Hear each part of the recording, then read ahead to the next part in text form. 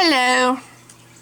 Okay, I had a remark today that has made me decide I'm going to do another video. It's under my video, yes, non-Christians have morals and ethics too. And the comment is, what about the atheists that started by saying, how can you believe in an imaginary spaceman? Hypocrite much? Okay, first of all, that's not proper English, and I like to write. I try to imagine that one day I'm going to publish my second book, even though I haven't published. I've written that sucker. I've rewritten that sucker 15 times. I've been on several writers' workshops back in the olden days when Jeannie was this is before, this is back in the days of DOS, okay, so we're talking archaic stuff here, way back.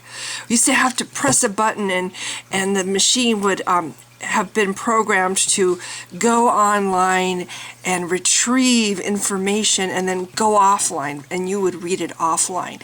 And then you would answer you would do whatever you wanted. If you were writing a story or if you were posting a critique on somebody else's story, etc., etc., etc., you would do that offline and then hit go, and the machine would go back online and deposit all the things that you were wanting to post under the categories that you wanted to post. That's how Jeannie worked. I don't know if there were different ones. There was Delphi, which I don't think I never tried Delphi. Prodigy was, I think, the first internet whatever social thing that came out. But anyway, I didn't like Prodigy. I did like Jeannie. And it was really a bummer when that left, well, we've got the internet now, so that was just it's kind of like DVDs dying, no, not DVDs, VHSs dying out for something new and better, That's called evolution. In fact, technology, if people don't believe in evolution, there's a really good model called technology. And, it makes sense that a species that arose from billions of years of evolution would also mirror that in their own development, and you see it all over in the advancement of technology. Out with the old, in with the new, constantly tweaking, constantly making it better. Anyway, so this person writes, hypocrite much? That's not proper English. My first thought is learn to speak the language and then come and ask me what the question is. My guess at the question this person's trying to say is, are you a hypocrite very much, or something to that along that line, with the sarcastic tone thrown in. I don't think I'm a hypocrite at all. So fuck you. Oh my God, she swore. Oh, but that's okay because she's an atheist. Atheists can swear. I'm sorry, but you poor persecuted Christian. Somebody actually poked fun at your sky daddy, and it just makes me feel so bad. I'm bleeding for you. How would you like it if someone came up to you and without even bothering to know why you believe what you believe, they just said, you're going to hell because you don't believe this, and my beliefs are the only beliefs that are right, and if you don't believe them, it means either your heart is hard, or you're selfish, or you're blankety blank. I mean, whatever. How would you like it if your character was judged because you didn't believe in some stupid thing that makes no sense to you at all? Saying that calling somebody a imaginary spaceman doesn't even begin to compare to having somebody threaten you.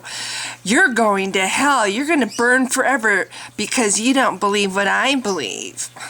Right. This touches on another thing that happened to me.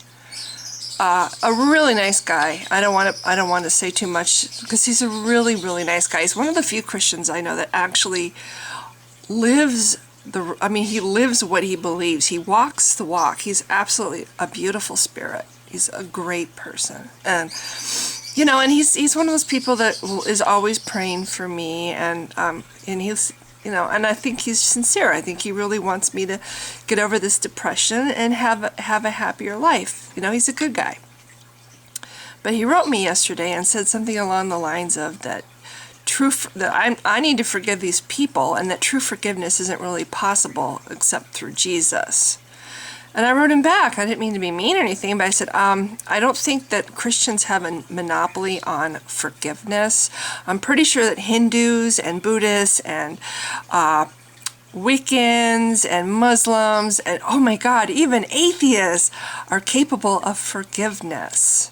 Now, I'm one of the first people to forgive. These people that I bitch about, in both cases, I'm not talking about the stupid bartender, because there's one exception, okay? But the owner of the theater, I tried to put the olive branch out. I tried to, I didn't wait around for her to apologize to me, because I knew she never would. I apologized to her. I didn't realize it was a problem to you in your theater. I'm sorry. I wish she had told me. I had a little Christmas present I made for her last year of a calendar I made of her animals, and I put it on her porch right before Christmas. I tried to repair, what I valued, which was a friendship. Same with the guy who lived with me. I took the high road in that case too.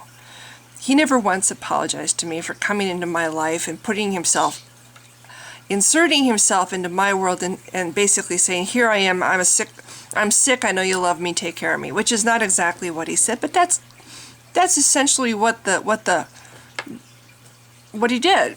I'm sick, you love me, take care of me, or be a horrible person and kick me out of your apartment, which he knew I wouldn't, because he knew I was a good person. He never apologized for that. He never apologized for monopolizing my time, Anyway, but I apologized to him for smothering him, even when I knew it was the illness that smothered him. And anyway, the point is, I'm a very forgiving person.